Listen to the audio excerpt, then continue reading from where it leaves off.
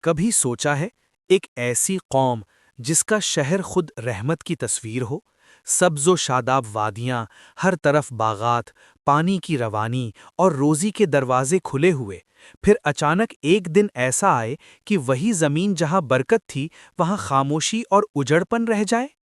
قرآن ایک قوم کا ذکر کرتا ہے، قوم سبا، جنہیں اللہ نے نعمتوں سے نوازا، مگر جب انہوں نے شکر کے بجائے روگردانی اختیار کی تو ان کی ترقی کا مرکز، ان کی آبادانی کا سہارا، ان کے لیے تباہی کا سبب بن گیا۔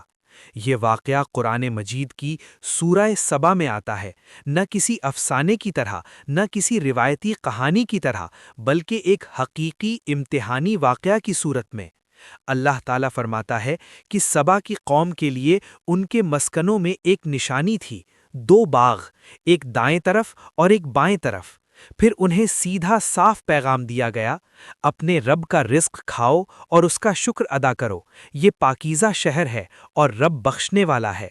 یہ الفاظ صرف خشک ہدایت نہیں، یہ اللہ کی طرف سے ایک عظیم احسان کا اظہار بھی ہے۔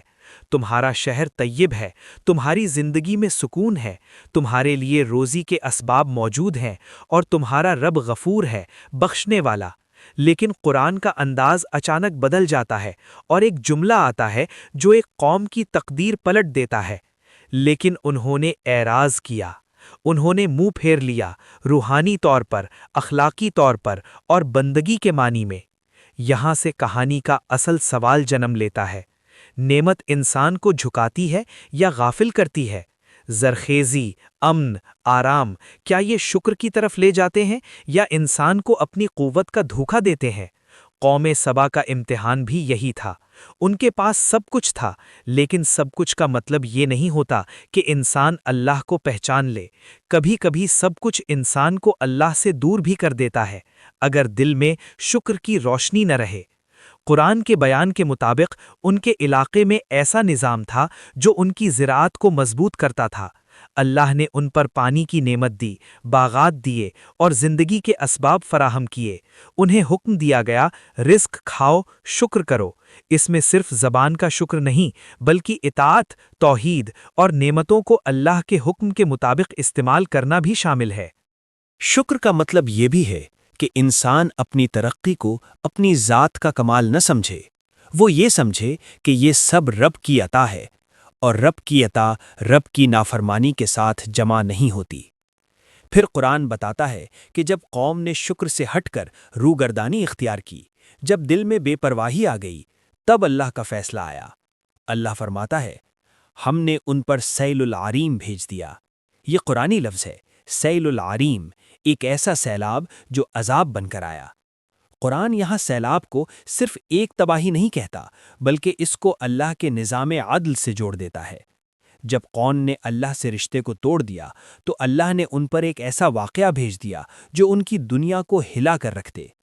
پھر اللہ قرآن میں بتاتا ہے کہ ان کے دو باغوں کو بدل کر ایسے باغ کر دیا گیا جن میں کھٹے پھل، جھاڑیاں اور کچھ بیر، لوٹے کے درخت رہ گئے، یعنی جو زرخیز، خوبصورت اور فائدہ مند تھا وہ ایسی صورت میں بدل گیا جو ان کے لیے نصیحت بھی تھی اور نقصان بھی۔ قرآن کا انداز یہ بتاتا ہے کہ یہ تبدیلی صرف معاشی نقصان نہیں تھی، یہ اللہ کی طرف سے جواب تھا، اور اس جواب کا سبب بھی قرآن نے خود بتایا۔ یہ ہم نے انہیں ان کی ناشکری کی سزا دی، اور پھر اللہ کا ایک سخت، ہوش ربا سوال، اور ہم ایسی سزا صرف بڑی ناشکری کرنے والوں کو دیتے ہیں۔ یعنی قرآن ہمیں یہ سمجھا رہا ہے کہ اللہ کی نعمت کا ظلم سے، غفلت سے اور کفران سے جواب دینا صرف ایک غلطی نہیں، بلکہ ایک ایسی روش ہے جو قوموں کو گراتی ہے۔ لیکن قوم سبا کی کہانی یہاں ختم نہیں ہوتی۔ قرآن ایک اور پہلو کھولتا ہے، ان کی زندگی کا سفر، ان کا سوشل نظام، ان کا امن۔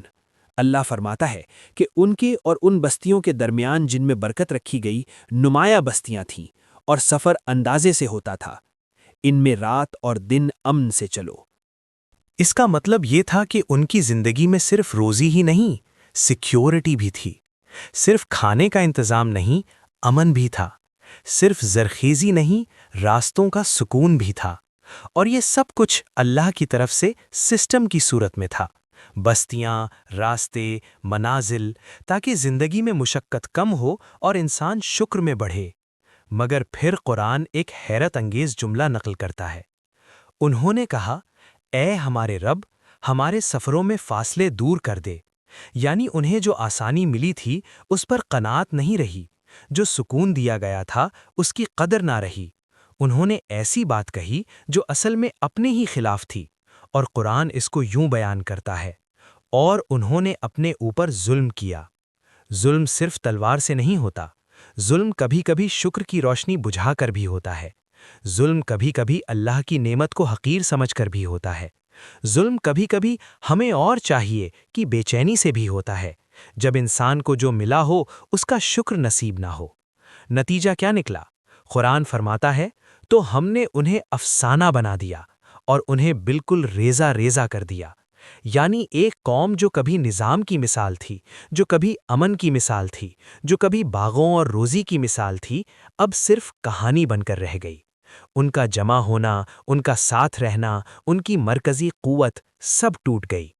قرآن کے لفظ ریزہ ریزہ میں ایک ایسی تصویر چھپی ہے جہاں بکھراؤ ہے، ڈسپرس ہونا ہے، اور ایک مرکز کا ختم ہو جانا ہے۔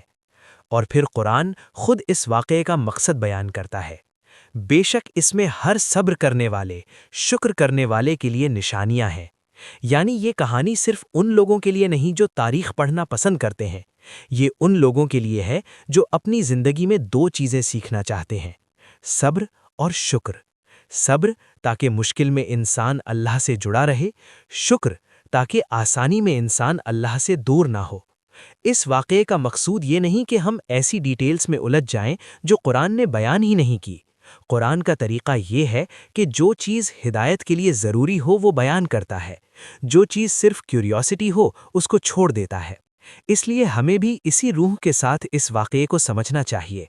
قوم سبا کا امتحان شکر تھا اور ان کی گراوٹ ناشکری۔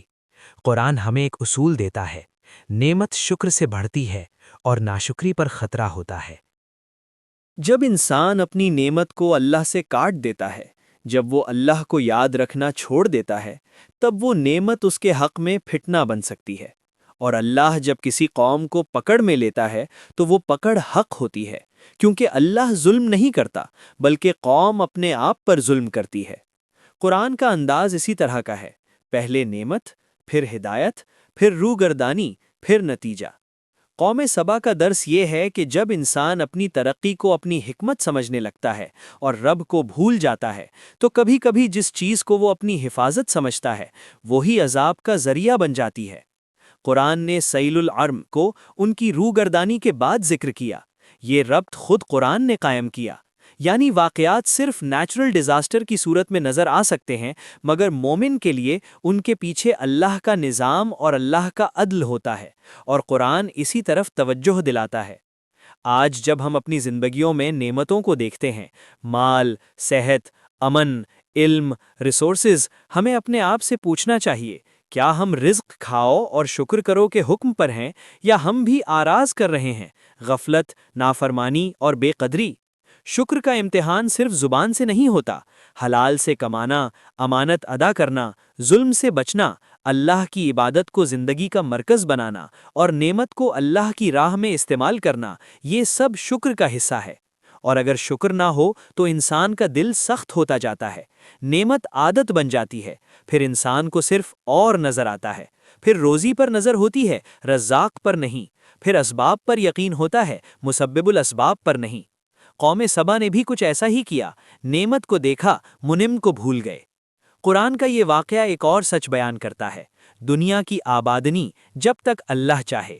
انسان کے نظام، ڈیم، دیوار، ریسورسز سب اسباب ہیں، مسبب الاسباب اللہ ہے۔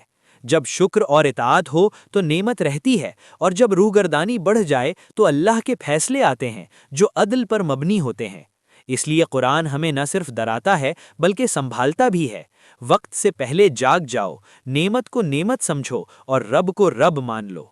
یہ تھی قوم سبا کی کہانی، قرآن کے الفاظ میں ایک نشانی: دو باغ، پاکیزہ شہر، بخشنے والا رب، پھر روگردانی، پھر سیل العرم، اور پھر بکھر جانا، تاکہ ہر صبر اور شکر کرنے والا اس سے سبق لے۔ اگر یہ کہانی آج کسی کے دل میں اتر جائے تو وہ یہ سمجھ لے گا قوموں کی ترقی صرف ریسورسز سے نہیں ہوتی، ربانی رشتے سے ہوتی ہے، اور قوموں کی بربادی صرف کمی سے نہیں ہوتی، ناشکری سے ہوتی ہے۔ اللہ جس قوم کو نعمت دیتا ہے اس قوم کو پہلے ہدایت بھی دیتا ہے۔ اگر وہ ہدایت قبول کر لے تو نعمت برکت بن جاتی ہے، اور اگر وہ منہ پھیر لے تو نعمت امتحان بن کر گرتی ہے۔ اس لیے جب بھی تم اپنی زندگی میں کسی دو باغوں جیسی نعمت کو دیکھو، اپنے گھر کا امن، اپنی صحت، اپنا رزق، اپنے بچوں کی مسکراہٹ، قرآن کے اس حکم کو یاد رکھنا: اپنے رب کا رزق کھاؤ اور اس کا شکر ادا کرو، کیونکہ شکر صرف الفاظ نہیں، شکر ایک راستہ ہے، اور اس راستے پر چلنے والا اللہ کی رحمت کے قریب ہوتا چلا جاتا ہے۔